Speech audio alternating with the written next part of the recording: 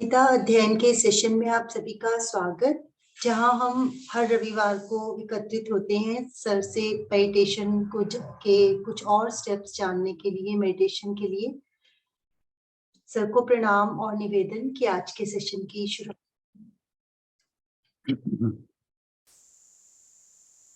ओम अस्तो मा सद्गमय तमसो मा ज्योतिर्गमय मृत्योर्मामृतं गमय। ओम शांति शांति शांति। सभी को बहुत बहुत प्रणाम।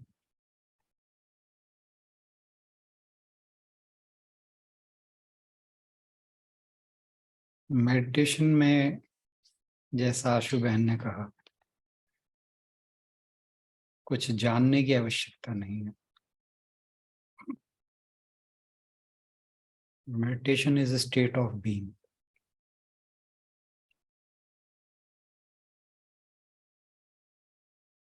मेडिटेशन करने की भी चीज नहीं है।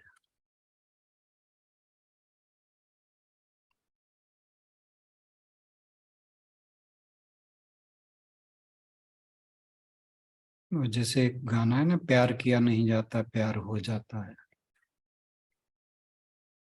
बिल्कुल ऐसा ही मेडिटेशन के साथ है।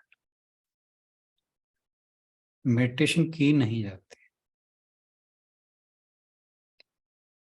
ये एक ऐसी अवस्था है जिसमें हमें होना चाहिए।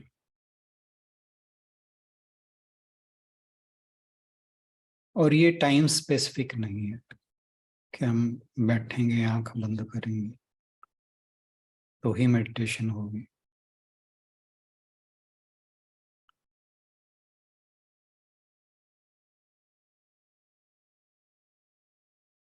मेडिटेशन का अर्थ है कि हम अपने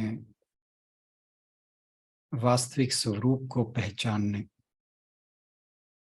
उसमें स्थित रहें।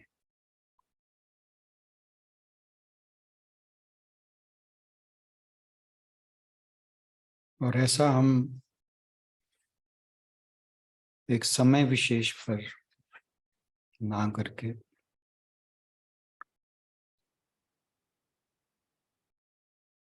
इस स्टेट में हमें हर समय रहना है। लेकिन फिर वही भगवान श्री कृष्ण की बात है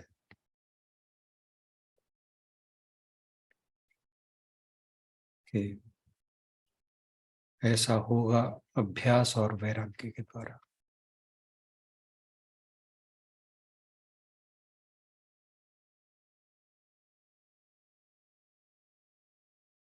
अभ्यासेन तु कौन्तेय वैराग्येन च गृह्णाति। अगर मुझे ठीक से याद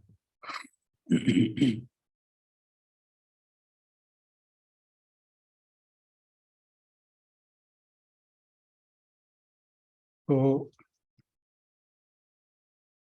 अभ्यास हमें किस चीज का करना है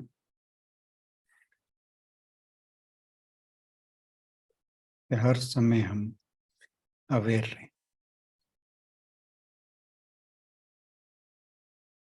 जो भी हम अपना विहित कर्म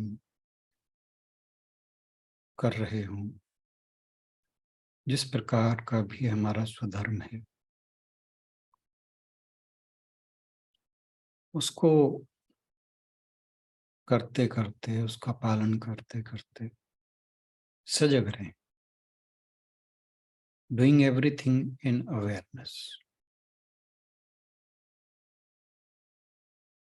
ये इसके लिए अभ्यास की जरूरत है।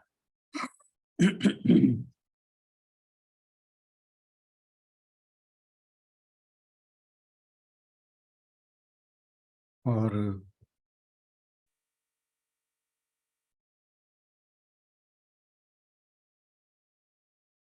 सबसे पहले तो हमें यह पता होना चाहिए कि हमारा स्वरूप क्या है।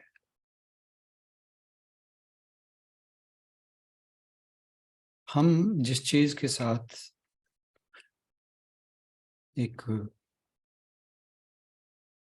साधारण मनुष्य के रूप में आइडेंटिफाई करते हैं, जो हमारी कंडीशनिंग है जन्मों जन्मों की, वो देह मन इंद्रियों के साथ है।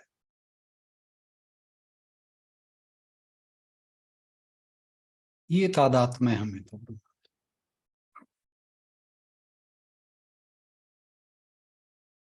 और उसका एक ही तरीका है कि living in awareness, living in present.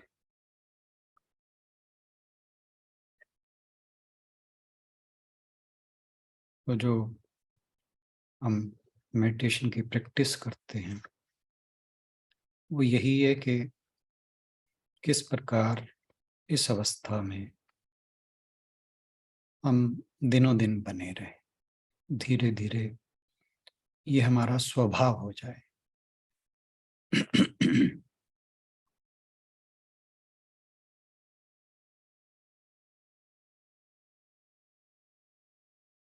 इसमें समय लगता है, कितना समय लगता है वो हर एक व्यक्ति के अपने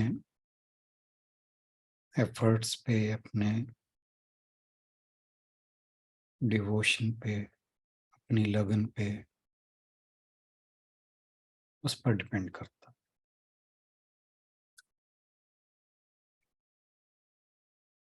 परंतु होता जरूर है।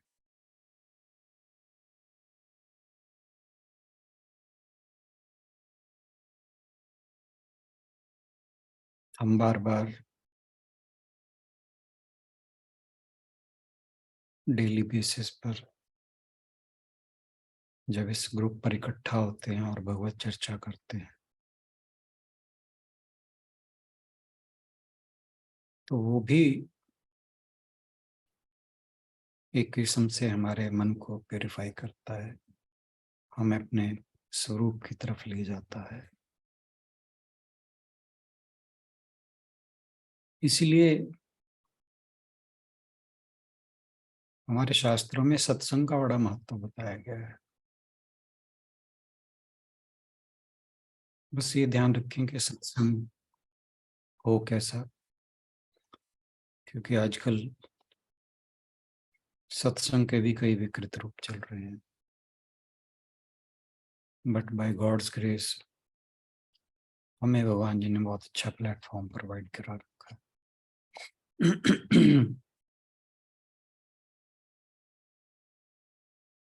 और सत्संग का क्या बेनिफिट होता है इसके बारे में एक स्टोरी मैं आज शेयर करता हूँ कि एक बार वेद व्यास जी कहीं जा रहे थे,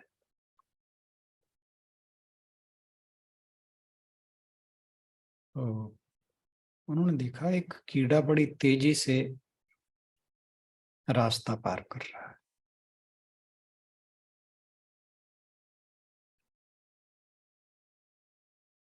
अब भगवत कृपा ऐसी कि उस कीड़े पर वेद व्यास जी की नजर पड़ गई।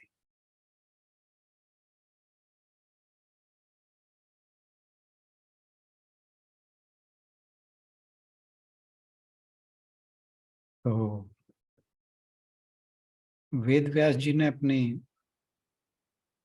योग शक्ति थी उसका इस्तेमाल करते हुए उससे बातचीत की। कहते कि तू इतनी जल्दी जल्दी रास्ता क्यों पार कर रहा है, तुझे किसी काम से जाना है? तो नाली का कीड़ा है, इस नाली से जाएगा दूसरे में चला जाएगा, फिर इतनी तेजी से क्यों भाग रहा है? तो कीड़ा कहता है बाबा जी एक बैलगाड़ी आ रही है, उसके गले में घंटी बंधी है, और बैलगाड़ी के पहियों की आवाज में सुनाई दे रही है। तो यदि मैं इस रास्ते को धीरे धीरे पार करूंगा तो उस बैलगाड़ी के नीचे आकर को चला जाऊंगा। तो वेद व्यास जी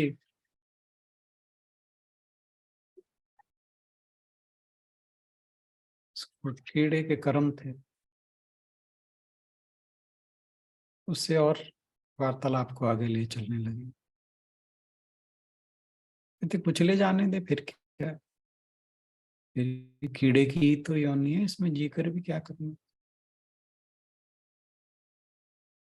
वो कीड़ा कहता है, महाराज कह रहा जो भी प्राणी जिस भी शरीर में होता है उसमें उसमें ही ममता होती है। कह रहा कोई भी प्राणी जिस भी शरीर में होता है उसमें जो मर्जी हो जाए, जितने मर्जी दुख आ जाए, मरना नहीं चाहता, उस शरीर को नहीं छोड़ना चाहता।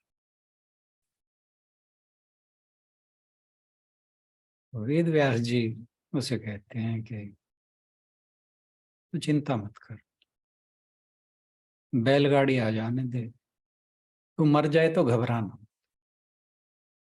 मैं तुझे अपनी योग शक्ति से बहुत महान बना दूं। और कहते कि जब तक मैं तुझे किसी ब्राह्मण के शरीर में ना पहुंचा दूं, तो बीच में जितनी भी योनियां आएंगी उनसे जितना जल्दी हो सकेगा मैं तुम्हारा छुटकारा कराता रहूं।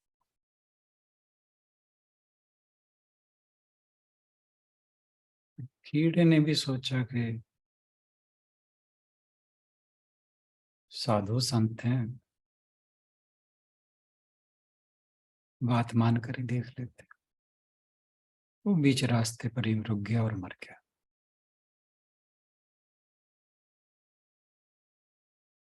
तो वेद व्यास जी की दृष्टि तो उस पर थी, तो अलग अलग योनियों से कभी कौवा बना, कभी सियार बना, कभी कुत्ता बना, लेकिन वो जब भी जिस भी योनि में जाता, व्यास जी जाकर उसे उसके पूर्व जन्म का याद दिला दे।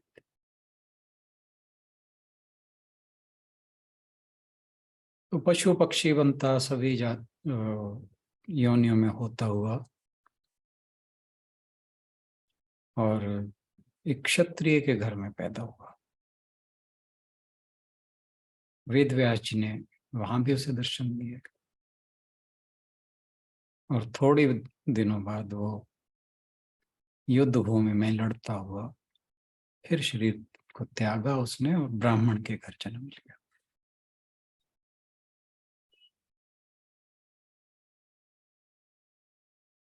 तो वेद व्यास जी ने उसे जब वो 5 वर्ष का हुआ तो उसे दीक्षा दी और जप करते करते वो ध्यान करने लगा। बुद्धि विलक्षण थी और जल्द ही वो भगवान वेद व्यास जी की कृपा से वेद शास्त्र धर्म आदि का रहस्य जान गया। जब उसकी आयु 7 वर्ष की हुई तो वेद व्यास जी ने कहा कि फला राज्य में कई वर्षों से एक ब्राह्मण तपस्या कर रहा है, तुम जाकर उसकी शंका का समाधान करो।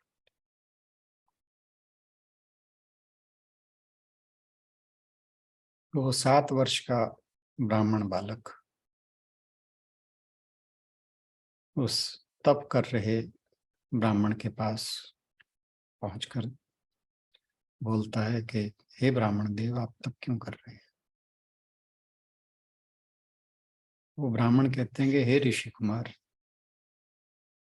मैं ये जानने के लिए तप कर रहा हूं कि ये यह प्रश्न हम सबके लिए बड़ा इम्पोर्टेंट है और अक्सर हर एक के मन में उठता है कि जो अच्छे लोग हैं, सज्जन हैं, वो वही सहन करते हैं, दुखी रहते हैं, और पापी आदमी सुखी रहते हैं। ऐसा क्यों है?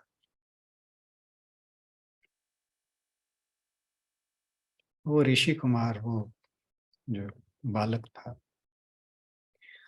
वो बोला कि पापी आदमी यदि सुखी है तो वो पाप के कारण सुखी नहीं है, बल्कि इसलिए सुखी है कि उसके कोई जो पिछले जन्म का पुण्य है वो फलित हो रहा है। तो वो अपने पुण्य को खत्म कर रहा है। वो अपने अंदर से तो दुखी होता है, बाहर से बिल्कुल चाहे वो सुखी थे। और रही बात जो सज्जन है, धार्मिक व्यक्ति है, उसमें ज्ञान की कमी होती है, वो इसलिए दुखी रहता है। वो सज्जन है या धार्मिक है इसलिए दुखी नहीं होता, बल्कि ज्ञान या समझ की कमी के कारण दुखी होता है। क्यों? क्योंकि दुख जो है, हम अक्सर बात करते हैं कि वो हमारे जो पूर्व जन्मों के पाप हैं, उनसे छुटकारा दिलाने के लिए और यह बताने के लिए आते हैं कि ये जो संसार है ये मिथ्या है।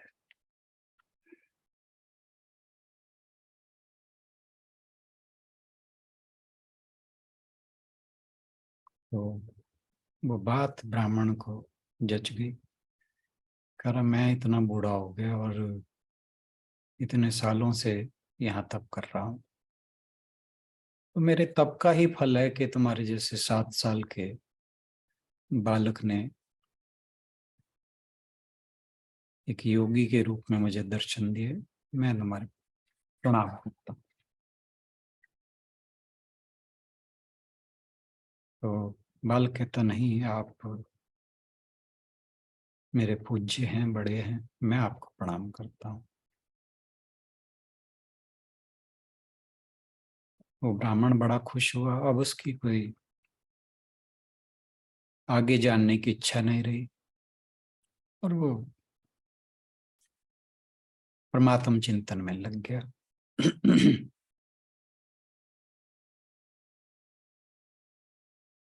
फिर वो धीरे धीरे बालक जप करता रहा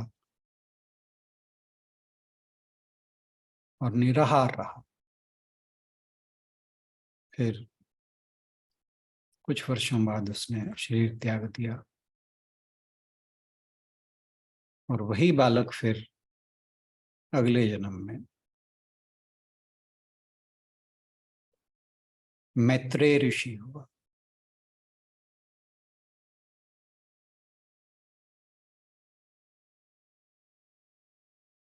तो सत्संग का प्रभाव यही है कि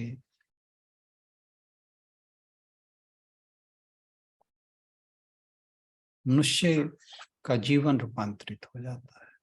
मनुष्य के यहाँ तो प्राणी की बात हो रही थी।